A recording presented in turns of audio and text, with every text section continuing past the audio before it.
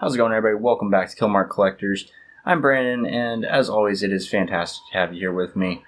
Hope you're having a great morning, afternoon, whenever you're watching this. As you can see, I am not in my studio, because I don't really have a studio anymore, at least for the next couple of weeks.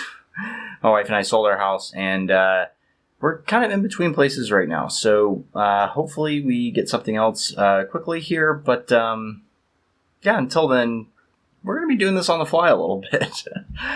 But that being said, today I do have an interview with Nihilist, who is the leader of the Silent Alliance, the Supreme Overlord, Benevolent Dictator, whatever you want to call him. Either way, really nice dude. Had a lot of fun flying with him and just talking with him in this next couple of minutes here.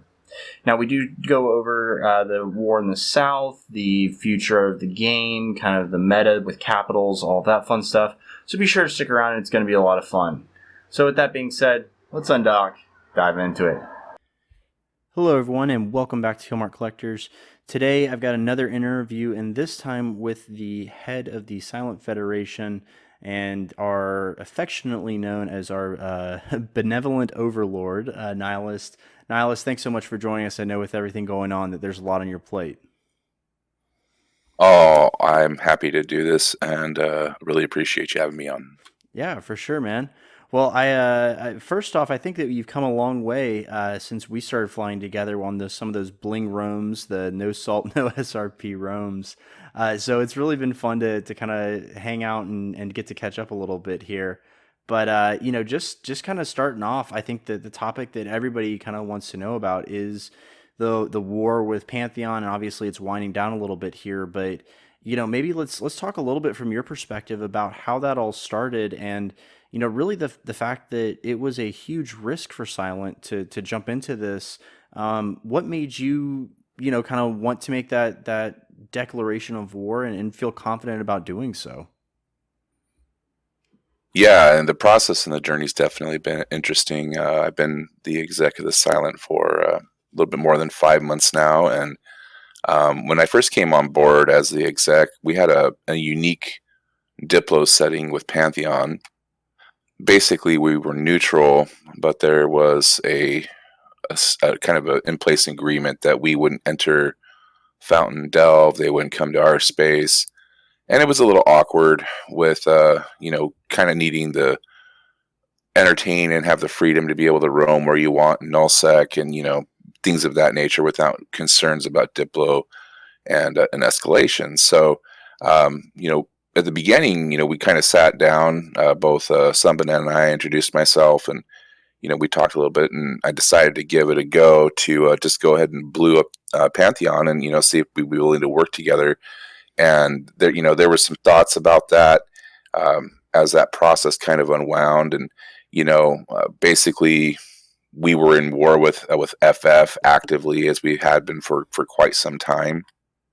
We had some interesting new Sov mechanics coming out, a whole lot of interesting changes to the game, and for us, it made a lot of sense just to go ahead and try to ensure no escalation from, well, at least diplomatic escalations, if we could keep it from happening.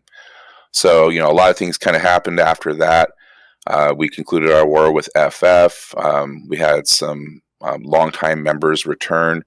Michael JD, a phenomenal FC, and a member of Silent, and a few other really hardened PvP folks that came on board that helped kind of reinvigorate, and we were able to strap on a new doctrine and fly it very well. And it really just got us really motivated to continue the efforts that we were doing. Yeah, we wrapped. Oh, go ahead. Sorry. No, I was just going to say, and kind of with that, continue the efforts. I think what you were about to say is wrapping up the war with FF. But I remember when, Michael JD came back, and it was kind of a shot in the arm for a lot of people. We kind of got a little bit more minimum up. And again, I don't know if that's what you were referring to or not, but I definitely remember that pretty vividly as we were kind of wrapping up that war in the North. Yeah, it was really an interesting time. We had just started dabbling in armor doctrines. There were a lot of small gang and medium-sized fleets that were running armor doctrines, and when we put together this doctrine, we were kind of in between switching up from our old kind of battlecruiser doctrine and moving into the new Tech 9, Tech 10 doctrines aggressively. But the doctrine was kind of all over the place, which made it a little bit tough. JD came back and really, took a look at it. We sat down and we decided that it made sense to kind of get a new doctrine going and just really kind of refocus and repurpose, make it simple. And right away, we just started making some pretty aggressive moves. And then with our efforts diplomatically with some of the Chinese corporations that were present in FF or other groups that were in branch that were looking to help us out, it really kind of helped build our presence in that time zone, which was one of the reasons the FF war went so long. Is it was an opposite time zone war. It made it really tricky to really make progress on that. Mm-hmm. FF made a big push, for their SOV plays and aggressively dropped a lot of SOV. Did some pretty aggressive diplo with no please stop, which made the war a very interesting situation from both a numbers, tactical, and firepower perspective. So, but we basically, after we closed the war out, during some of those processes, there were some things that had happened that caused some tension diplomatically between Silent and Pantheon, and we went neutral with them, which was basically more or less a nip. We didn't do structure bashing; they didn't do structure bashing, but PvP was fine. And then, of course, there was a lot of different interesting intrigue and situations around Honk with an agreed diplo status of neutral with both Jen and Pan. Before we even, as part of the bluing process with Pantheon, it was agreed to by all sides that Honk would remain neutral. Silent would stay out of situation because there was some escalations with Mars and Honk, and we kind of just stayed back out of that conflict. So all these things kind of wrapped up themselves into a nice little tension ball, and the war with FF wrapped up, and we're all really hungry and happy PvP pilots, and we looked at it and just decided that hey, let's go ahead and give this a go. Our intel teams are one thing I would like to say is Silent intel is extremely good. We have a number of different ways of being able to gather intel from spies and corps, and then just people leaking information from other alliances and corps to us. But what we did notice is that there was a significant bit of disjointed morale and kind of almost a siloed leadership in Pantheon that made it really attractive to be able to go ahead and strike now. Of course, I'm the kind of leader that listens to people who have really good things to say, who have a lot of passion for what they do in the Fed and in the game itself. And so, the leadership team looked at this and said, it makes a heck of a lot of sense to go forward with this effort. And so we went ahead and just took the plunge. Nice. Well, and you've talked a lot about diplomacy and the way that kind of the standings were reset and avoiding escalations and all of that. But going from the FF war where we were fighting no to a new war with Pantheon where we were very closely working with them, that had to be a lot of diplomacy, a lot of conversations. Was that pretty much as soon as we stopped fighting, you guys started having these conversations? Was it it kind of just happened overnight? What was, kind of the diplomacy back and forth that you guys were going through with some of that? Oh yeah, that was a pretty interesting thing. Now, actually, I try to maintain open communications with anyone who's willing to talk, and knows basically knows leadership team. We had been talking for several weeks before the end of the FF war.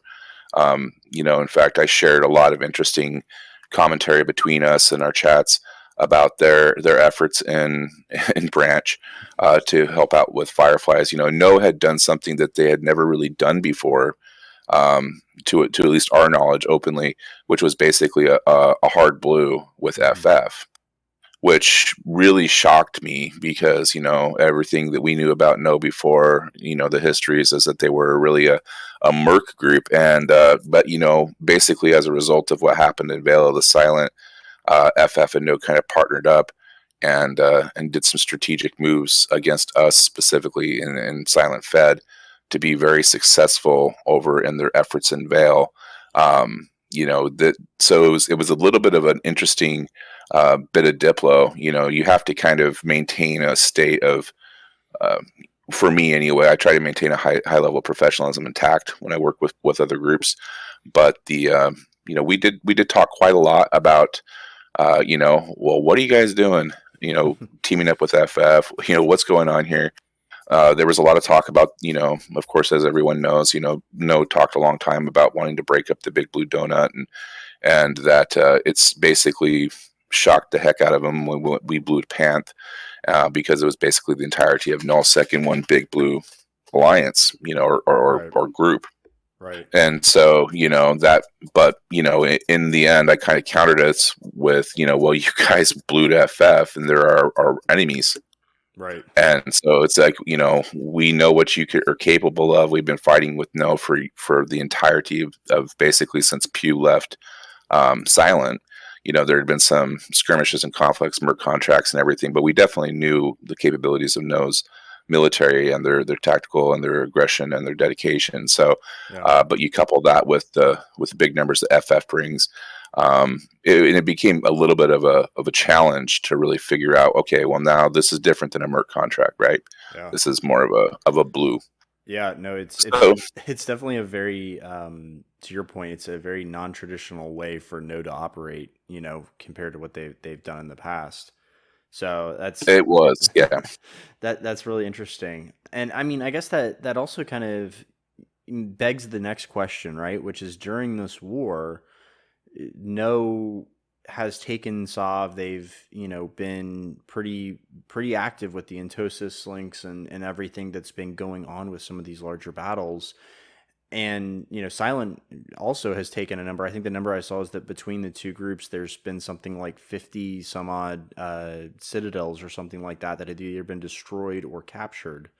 And so do you see No in particular operating differently in the future, and really what's going to happen with some of those citadels now? Because I'm assuming that we're not moving out of Declan, but I'm not really expecting No to suddenly be setting up a buyback and all that in some of their captured citadels either. Yeah, I won't speak to No's strategic plan. I know that it's hard to really do Sov-based warfare without Sov. Mm-hmm. And particularly with some of the deep null groups like Jen's really in deep null. We have quite a bit of space in deep null. So having a foothold is an important thing. As far as the Entosis mechanic of the game, that was very opportunistic for the war, because no one had really done an aggressive hostile takeover of a corp set. Mm-hmm. So, when we had the opportunity to do it, it was like, okay, so this level 2, well, what are we really going to do? Silent's position in this war has never been about taking Sov as far as formal holdings. And so the strategic choice made sense to basically take the Sov, strip the upgrades, and if the enemy wanted it back or the adversaries wanted it back, they could blow it up themselves. Mm-hmm. With basically no intent to hold that space. And individual corporations have had different thoughts. I'm sure No's got their own plans with their soft spaces, whether it's to ransom it back or let it go down or settle it. I have really no clue. For instance, K4 is one of those really, I guess, symbolic places. Right. So I really have no idea. But we don't have any interest in holdings in the South. So, for instance, one of my corps, we managed to get a level 2 that we basically just stripped right away, took the upgrades, and just left it alone. It's just been sitting there. I have no idea what's going to happen to it. It's really nothing that's important to me at this point. So, but it's a cool mechanic for sure. Yeah. But yeah, No, I know they've brought on new groups and new member groups, including some indie groups. So I expect that their landscape is shifting around, and I know they picked up groups with FF that weren't necessarily just PvP. So, we're aware that, things change in the game. I'm no doubt in my mind that No is still very much a PvP centric group. Mm-hmm. And that will never change, just like with Silent. And, what they end up with as far as their long-term play for Sov or cat building or anything else is just going to have to be unveiled when they choose to show it to us. Yeah. Well, and to your point, there's other ways to play the game, right? And PvP obviously is what No is kind of known for. But with dreads and carriers, I think that industry arm of a lot of those corporations are going to be really important. And really, I mean, this is, for all intents and purposes, this is the last war that we're ever going to see kind of in the old methods, right? We're going to start seeing more carriers. We're going to start seeing more dreads. Does that concern you, or kind of what's your thought on how that's going to evolve the game? And, is it going to end up being just kind of who can field the most dreads, kind of that arms race that, we kind of see in the real world? Yeah, it's a great question. I hope, and I know that all the other leaders in this game that are living the null life and have kind of built groups like alliance size or even corporation size, but they have aspirations to field the biggest, best ships. I know that's been something of mine personally. I'm very excited about carriers and dreads. I think that if NetEase implements it right and the mechanics work right, it should be a neat and more complex form of tactical warfare.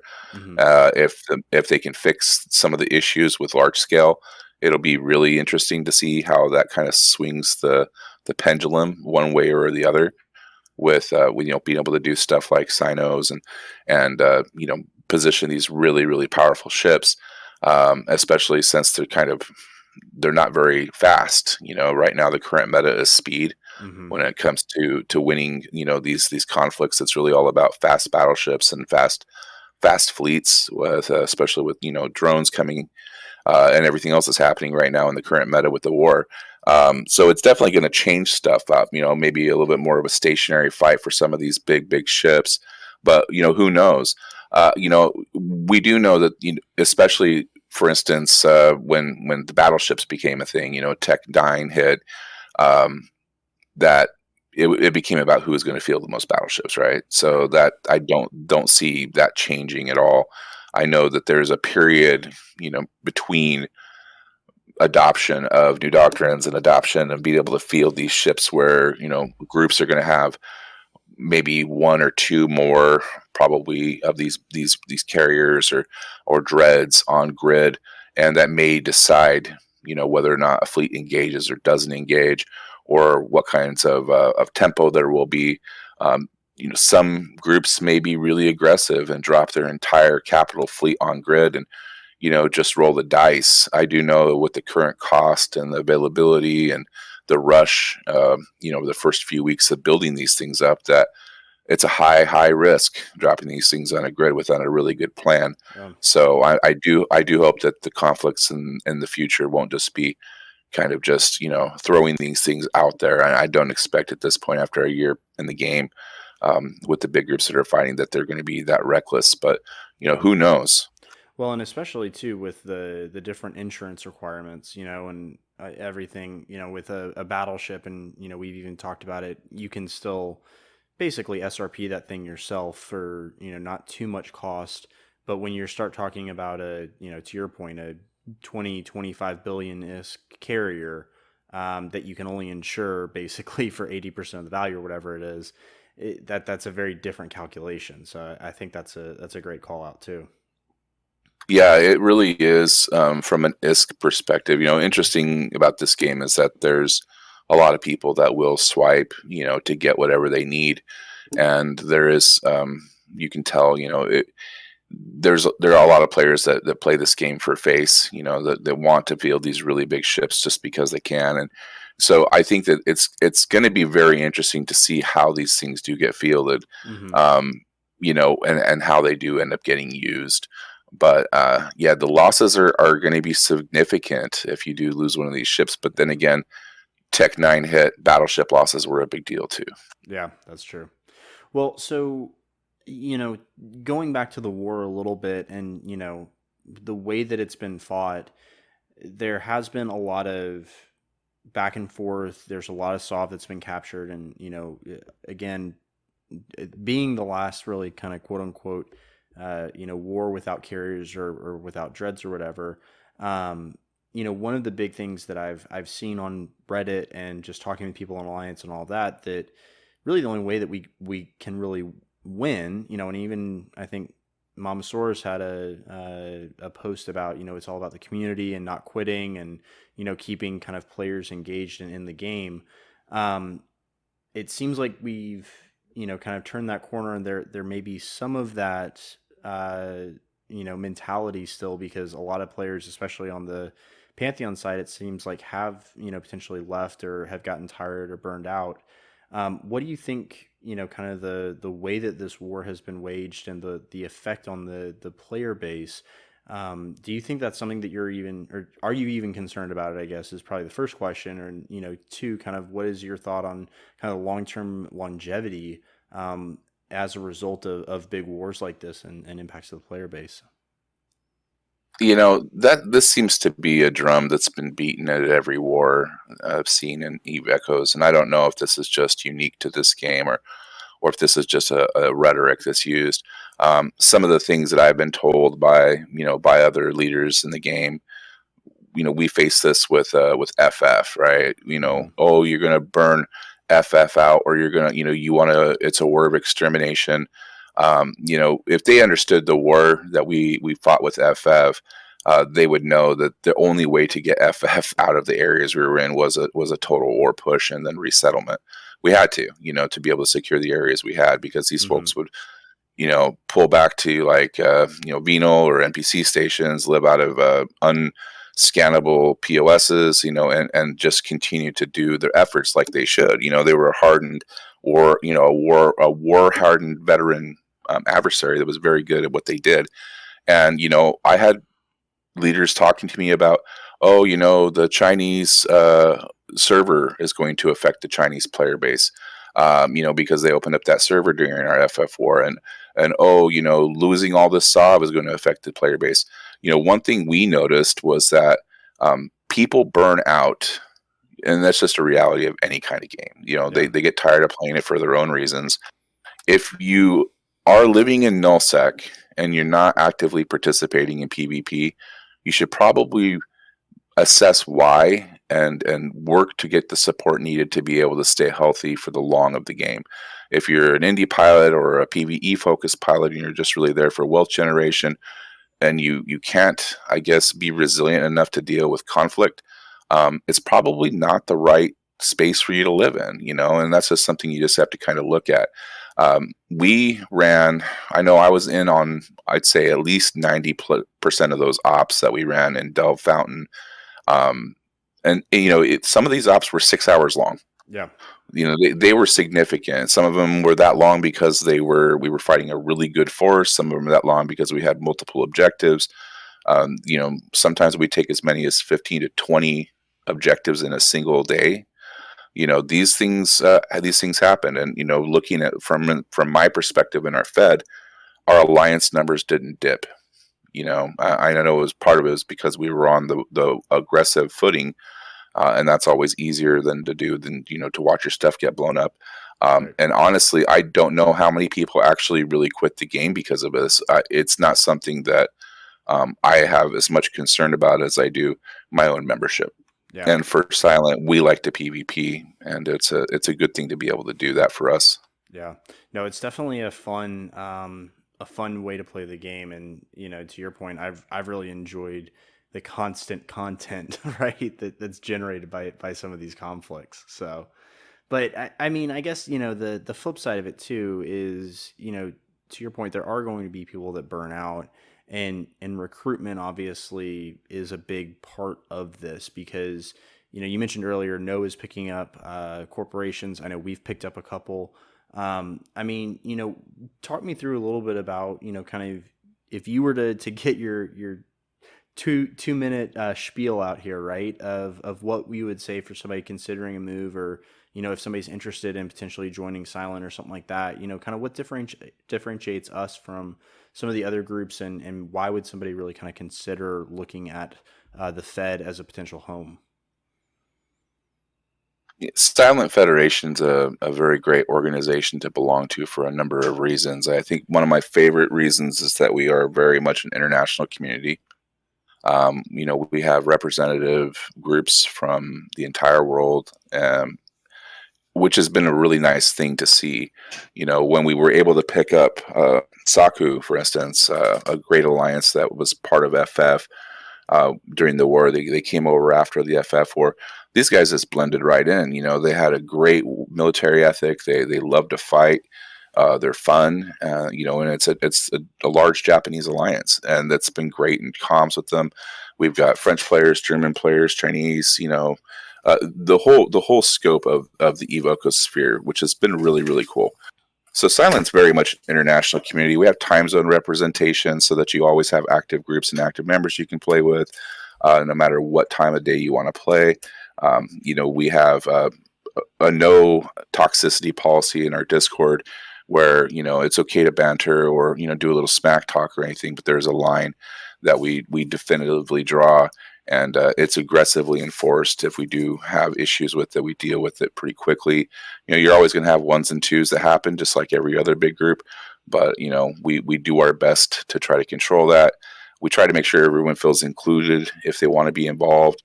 And, we also have a very professional organization, right? I mean, one of the things that I do find is a good, solid doctrine, good, solid direction with military, a unified message. And, these things really all matter to the longevity of an organization. And, we try not to butter up rhetoric. We have fun memeing things and, joking around about stuff, but overall, we understand that this is a place that people want to play. Some people have financial investment in this game. Some people have invested personal devices. They play this game very seriously. This is the most hardcore mobile game that exists, as far as I'm concerned. So, Yeah. Silent is an organization for you if you are really into that kind of a thing, and it is if you like the casual stuff too. But we definitely try to cater more towards those really dedicated, militant, PvP focused groups if we can, and we enjoy it. Yeah, well, and I definitely can echo that. I enjoyed my time in Silent and being able to take part in some of these big, huge fights that just give it a sense of scale, right? To your point, a mobile game, this is probably the most hardcore I've ever played a mobile game, and it's a different experience, right? But it's definitely a lot of fun and something that you can really enjoy. Um, I'll ask one more question here because I know we are kind of run up on time a little bit, but you know, what's kind of next for the Fed and for what you see coming up with the game in general? I know that at the start of this war, you had kind of put the line in the sand or kind of put the declaration out there that Pantheon was the end boss, right? Do you now see somebody else as the end boss? Do you see us as the end boss? What's kind of your thought on the landscape and what's going to be coming up next in terms of the game and where you're looking for content in the next couple of weeks and months here? Yeah, so the emboss thing's kind of fun. That actually wasn't us that said that. What we did was we memed it. There was a fireside about 2 or 3 weeks before we war decked Panth that the Sun Banana stood up in his fireside and basically said, "We are the emboss," as in Pantheon is the end boss. Everyone wants to come after us. We're the biggest. We've won the most wars. It really was just a really big statement, right, to make. And I've always played video games very, very much dedicated wise. I'm a shooter fanatic. I played very competitive World of Warcraft arena and things like that. So, when I see an end boss, I want to go punish the end boss, or I want to go fight the end boss, or do my best, Right.